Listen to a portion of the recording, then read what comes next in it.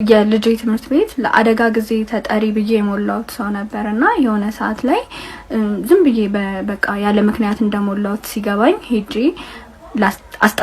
አስጠፋውና ዳይሬክተሯ ፋይሉን አውጥታ ካጠፋችሁ በኋላ ማን ብዬ ልጻፋለች ከዛ ልበላት መጣራው ማነሳው ሰው ለስልክ ለስም እዛሽ ጋር ለመጻፍ ማነሳው ሰው አጣሁኝ በቃ ብዙ ሰዓት ዝም አልኩኝ ከዛ ምን ገባኝ ወደ ቤቴ እየሄድኩኝ በእውነት ለካ ችግሮች ሳይኖሩ አደጋዎች ሳይኖሩ ቀርቶ አይደለም እና ችግሮች ቢደራረቡብን ኖሮ ምናነሳው አንድን እንኳን ሰው እንኳን የሌለን ብዙ ሰዎች አለ። የአርቲስት ወይም የዘፋኝ ፋንቱ መንዶዬ ከነሳ አባቱ ጋር ያደረገው ንግግር በእጅጉ አነጋጋሪ ሆኗል። የነፍስ አባትን የሚዘፍነው ዘፈን አለ ሰርቼ የሚበላው በዘፈን ነው ብያቸው ያንተ ዘፈን እኮ ማስተማር እንጂ ችግር የለውም ችግር ያለው ኃጢያት አይደለም ምንም ችግር የለውም ዘፈን ብለው ፈቅደውልኛል ስልም ፋንቱ መንዶዬ ይናገራል። አብዛኛው ኢትዮጵያዊ እንደሚያውቀው ፋንቱ መንዶዬ ከልጅነት ጀምሮ በቴሌቪዥን መስኮት ሁሉም ኢትዮጵያዊ እያየ ያደገ ግለሰብ ነው። ፋንቱ መንዶዬ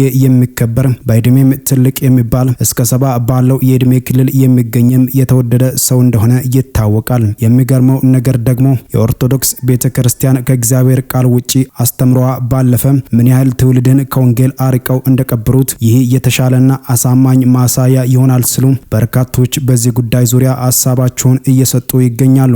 እንዴት ለምለው ጉዳይ ደግሞ አርቲስት ፋንቱ መንዶዬ በዚህ ሁሉ ዘመን ባለው እድሜ ይህ ዘፈን ኃጢያት ስለመሆኑ መረዳት እንኳን ሳይችል ከነፍስ አባቱ ጠይቆ ለመረዳት መሞከሩ በራሱ አንድ ጥፋት መሆኑ እንዳለ ሆኖ የነሳ አባቱ በሰጡት ምላሽም እየዘፈነ መንግስተ ሰማያት እንደሚገባ የተሰጠውን የዘፈን ፈቃድና ምላሽ ተቀብሎ አምኖበት መቀመጡ በዘፈኑም መቀጠሉ ምደንቅና ምን ያህል በሃይማኖት ሽፋን ትውልዱን ወደ ሞት እንደሚነዱት ማሳያ ነው ሲሉም በርካቶች ሐሳባቸውን እየገለጹ ይገኛሉ። እንኳን እየዘፈነ አምላክን አስደስቶ የዘላለም ህይወትን ሊወርስ አለመዳኑ ሌላው ነገር ነው። ይህ ነው እንግዲህ ኦርቶዶክስ ወንጌልን ታስተምራለች እያሉ ሽፋን የሚሰጡት ከእግዚአብሔር ቃል የተፋለሰ ትምህርት እያስተማሩ ጭራሽ አባት በሚባሉ ቃሉን በየቦታው በሚገኙ ግለሰቦች ወይም ቄሶች የነፍስ አባት በሚል ቃሉን ሻሪና ሲፈልጉ አዲስ ህግ አውጪ አጽዳቂ እንደሆኑ ተደርጎ ለዘመናት የተኖረ ብዙ ትውልድ ያለፈው እንዲህ ባለ ጉድ ውስጥ ነው። ዘፋኝነት የእግዚአብሔርን መንግስት አያስወርስም ገላትያ 5:21 ላይ ተጽፏል። ለማንኛውም እንደ ፋንቱ መንዶዬ በጨለማ ተዘግቶባቸው ብዙ ያልዳኑና መዳን የሚያሻቸው በሃይማኖት ሽፋን ጨለማ ተከርኖባቸው የሚገኙ ብዙ ወገኖች ማስተዋል እንዲችሉ የእውነት ብርሃን እንዲበራላቸው እንጸልያለን። ከዚህም የተነሳ በርካቶች የተዋህዶ ልጆች የወንጌል ብርሃን ይብራላችሁ እያሉ ምኞታቸውን ሲገልጹም ታይተዋል።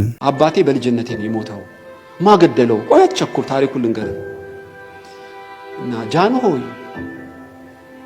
አንድ ሰው በፊታቸው እጅግሩ ታስሮ ሰው ገሏል እና ይገደል የሚል በጃንሆይ ፊት ቆመ አንድ ሰው ያ ሰው ደግሞ አባቴ ነበር። እናቴ ከጎን ሆና እኔ ድክ እያልኩ ጻኖኝ አረ ጃንሆይ ገዳይ የተባለው ስምም ያባቱም ስም አንድ ቢሆንም ከባሌ ጋር በፍጹም እሱ አይደለም በስመ ሞክሼ እንጂ አባቴን ሰው አልገደለም። የተገደለባቸው ደግሞ ኖ ጃንሆይ ፍትህ በይኑልን ይሄው መረጃ አለ ማስረጃ አለ ምስክር አለ እሱን የገደለው። ጃንሆይ ከቴጌ ጋር ግራ ተጋቡ።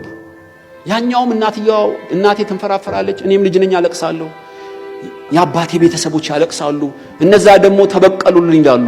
ለሁለት ተከፈለ ችሎቱ እና በርግጥ እሱ ነው ይሄው ስሙ ያባቱም ስም ይሄው ምስክሮች አሉ እሱን የገደለው።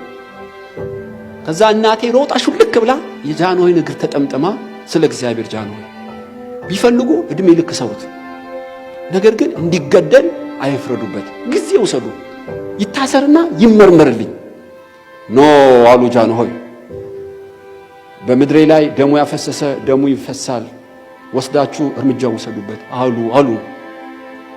ከዛ ፊታቸው ተሸፈነ አባቴ ፊቱ ተሸፈነ እጅግሩ ታሰረ በጅፕ መኪና ወደ 4ኛ ክፍለ ጦር ከዛ ደነገጥን እና ከጥቂት ደቂቃ በኋላ ልክ 4ኛ ክፍለ ጦር ፊቱን ሸፍነው ሊረሽኑ ሲያስገቡት ከየት ገዳም ከአማራ ክልል ካለው ከአንዱ ገዳም ካለው የፖሊሶች መሪ ኃላፊ ይመስለኛል ስልክ ተደወለ። ጃንሆይ ተሳስተን አሳሳስቱት ስሙም ያባቱም ስም የሆነ አንድ ሰው በገዳም ውስጥ ተደብቆ አገኘነው እውነተኛው ገዳይ በእጃችን ገባ የሚል በራዲዮ መልእክት ነገሯቸዋል። ደነገጡ እሳቸው። በፈጥኖ ደራሽ ይሄ ሊገደል ያለው እንዳይገደል መልእክት ገና ሊደውሉ ሲያስተላልፉ ረሽ ነው ገደሉት። ጃንሆይ እንባቸው መጣ አሉን እሳቸው ሲነግሩኝ ቄሱ። ደነገጡ። ይህን ሕፃን ልጅ ያላባት ላስቀረው ነው ጊዜው ሰዳት ቸኩል ስትለኝ ሳልመረምር ሳልታገስ ንጹህ ደም አፈሰሱ። ደነገጡ። በቃ አሁን ምን አደርጋለሁ? አንዴ ሆኗል። ልጁን እንደ አባት ሆኜ እንደ ልጅ ያሳድገዋል።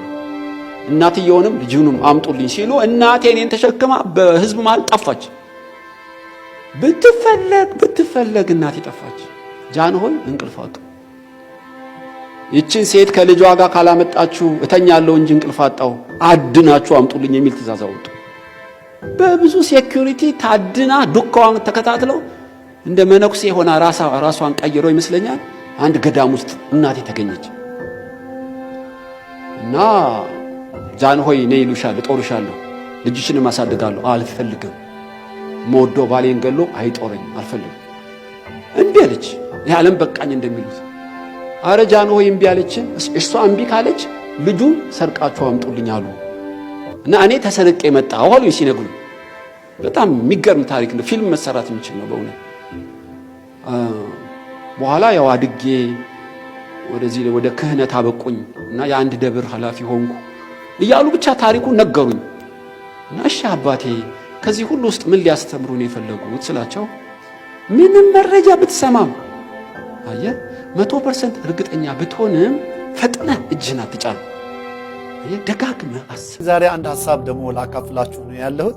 ዛሬ መነሻ የሚሆነኝ ሐሳብ ከዚች ባንድም በሌላም ከሚል ካዘጋጀሁት መጽሐፍ ነው። በእርግጥ እኔ መጽሐፍ አልላትም የመጽሐፍ መግቢያ እያልኩ ነው ያለሁት።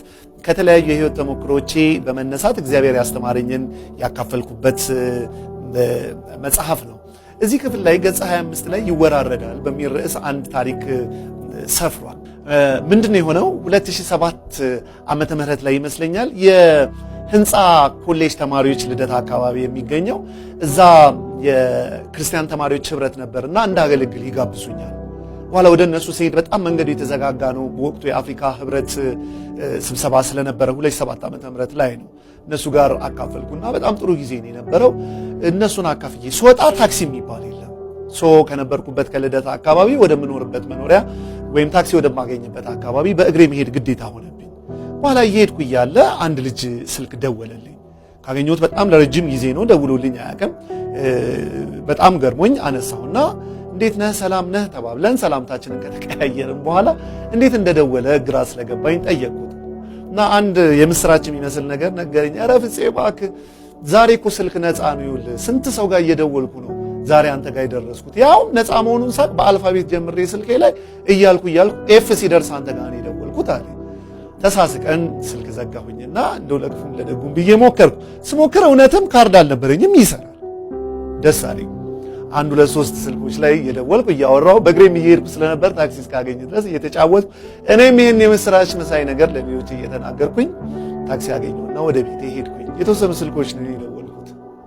በኋላ ይሄ ቀን አለፈ። ያውም ተጠራጠርኩ። እንግዲህ ነፃ ያደረጉልን ከአፍሪካ ህብረት ጋር በተያያዘ የሆነ ነገር ይሆን እንዴ ብዬ ለህሊናዬም እንዲረዳኝ ትንሽ ነገር ጨመርኩባት።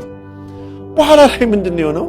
ቤት ገብቼ ተኛው። ጊዜው አለፈ። በሚቀጥለው ቀን እንደ ትናንትናው ነገር በሆነ ብዬ ብድግ አድርጌ ጠዋት ላይ ስደውል የሥራዬን ጉዳይ ለመከወን አይሰራም ወይም ያለውት ቀሪ ሂሳብ ትለኛለች እና ለመደወል አልቻልኩም። በኋላ ቤት የምታገለግለን ልጅ ጠርቼ ካርድ እንድትገዛልኝ አድርጌ ካርዱን ሞላ። ልክ ካርዱን ስሞላ የሞላውት የገንዘብ መጠን ትዝ ባይለኝም እንደ ምሳሌ የ25 ብር ቢሆን 21 ብር ከምናምን ይላል። እንዴ ታክስ እንደዚህ ጀመሩ እንዴ ብዬ መነጫነን ጀመሩ። በኋላ ምንድነው ደግሜም ሳይ ያው ለካ ሳስተውል ትናንትና ነፃ መስሎኝ የደዋወልኳቸውን ቆርጧል። ለካ የዛ የትናንትናውን እያካከሰ ነው። ምን አይነት ሲስተም እንደገጠማቸውም አላውቅም። በኋላ እኔ ከኔ ይልቅ ያ የደወለልኝ ወዳጄ ትዝ አለኝና ሳቅኩኝ። እንግዲህ አስቡት በአልፋቤት ደርሶ ከሆነ ኤፍ እኔ ጋር የደወለው የዛን ቀን ጆሮውን ካላመመው እነ ዜድ እነ ዘመድኩን ጋር አካባቢ ከደወለ እስካሁን ካርድ እየሞላ ሳይሆን አይቀር። ኤኒዌይ በዚህ ውስጥ ግን አንድ ነገር ቀረልኝ። አንዳንድ ነፃ የሚመስሉ ነገሮች፣ አንዳንድ ፎርፌ የሚመስሉ ነገሮች፣ አንዳንድ ውሰደው ይደረግልህ የሚያስብሉ ሰይጣንና የዓለም ሲስተም እንደ ነፃ ግብዣ የሚያመጣቸው ነገሮች ነገ ዋጋ ያስከፍላል። ዋጋ የሚያስከፍሉት እንደኔ ሲሞላ የሆነ ነገር መቀነስ ሳይሆን ቅዱስ ቃሉ የማርቆስ ወንጌል ምዕራፍ 8 ቁጥር 36 ላይ እንደሚል ሰው ዓለምን ሁሉ ቢያተርፍ ነፍሱንም ቢያጎድል ምን ይጠቅመዋል? ዛሬ ነፃ መስሎ እንዲህ ጥቃቅን ነገር ሳይሆን አይደለም ዓለምን ሁሉ ቢያተርፍ ነገር ግን ነገ በነፍሱ ቢያወራርድ ምን ይጠቅመዋል? መልሱ ምንም ነው። ዛሬ በአጋጣሚ ይህን እየሰማችሁ ካላችሁ ነፃ ነው፣ ውሰደው፣ እንደዚህ ነው፣ ደስታ ነው እያለ እየጎተጎታችሁ ያለው ነገር ምንድን ነው? ምናልባት ነገ ጧት የሚያወራርደው እንደው በምድር ጉዳይ ላይ ብቻ ላይሆን ይችላል። ነፍስ የሚባል ነገር አለ። እንደዚህ ብዬ ላብቃ።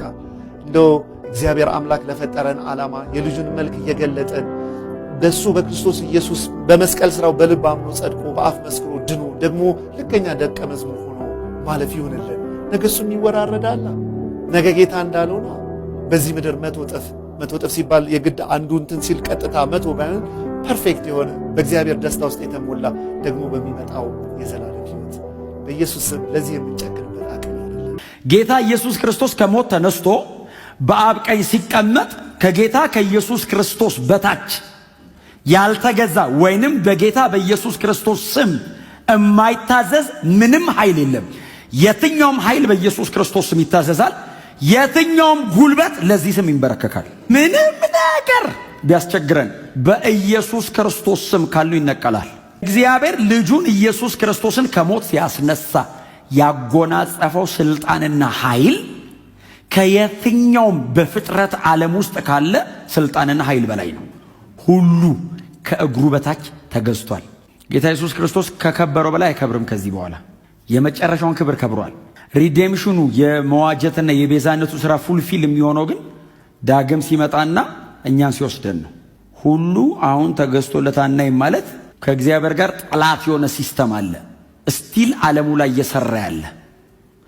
አሁን ጌታ ኢየሱስ ክርስቶስ ስላልከበረና ስላልነገሰ ሳይሆን የተቀጠረለት ቀን ስላለ ይሄ የተቀጠረለት ቀን እስኪያበቃ ድረስ እግዚአብሔር ይሄንን የቀጠረለትን ቀን እስኪቆርጥ ድረስ ሁሉን ተገዝቶለታና ይልና ጌታ ኢየሱስ ክርስቶስ አልነገሰም የሚል አይደለም ትምህርቱ። ጨርሷል።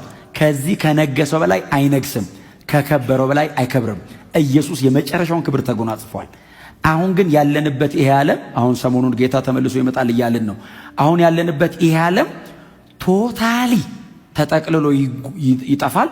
እግዚአብሔር አምላክ ልጁን ኢየሱስ ክርስቶስን ያከበረበትን ክብር ፉሊ በፍጥረት ሁሉ ፊት ያሳያል። አሁን ተገዝቶለታል ማለት ኢየሱስ ከብሮ አልጨረሰም ማለት አይደለም ትምህርቱ። ኢየሱስ ከብሮ ጨርሷል። ከዚህ በላይ አይከብርም። በቀኙ ተቀምጧል፣ አልቋል። እግዚአብሔር የቀጠረው ቀን አለ ይህንን ዓለም ለማጥፋት።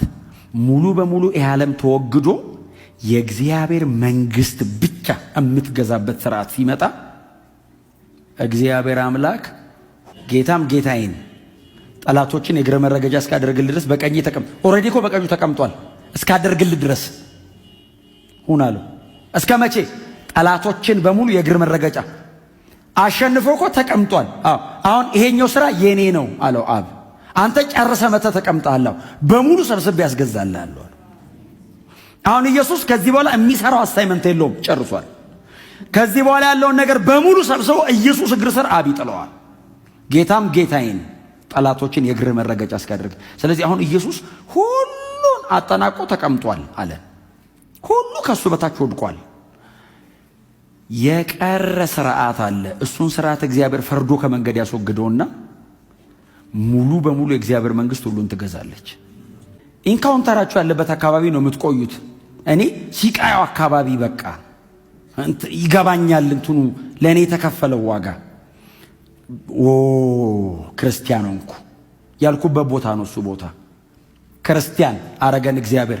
የኔ ናችሁ ያለን እሱ አካባቢ ነውና ያ ሰፈሪንጉ በኢሳይያስ መነጽር እናየዋለን። ጥቂት ማነሱን መከበራችን የሚገባን ኢየሱስ የወረደውን ስናይ ነው። ኢየሱስ የወረደውን ያክል ነበር፣ እኛ እዛ ጋር ነበርን። ኢየሱስ መልሶ ያስቀመጠን የክብር ቦታ የሚገባን ምን ያክል በሲቃይና በመከራ ጌታ ኢየሱስ ክርስቶስ እንደተዋረደ ስንመለከት ነው። ነፃን እንቆርብ ያለው ግን ጠይቄ የነፍስ አባቴን ምዘፍነው ዘፈን አለ ሰርቼ የምበላው እሱ ነው ብያቸው አንተ ዘፈን እኮ ማስተማሪ እንጂ ችግር ያለው አይደለም፣ ምንም ችግር የለውም ልትሰራ ትችላለህ ብለው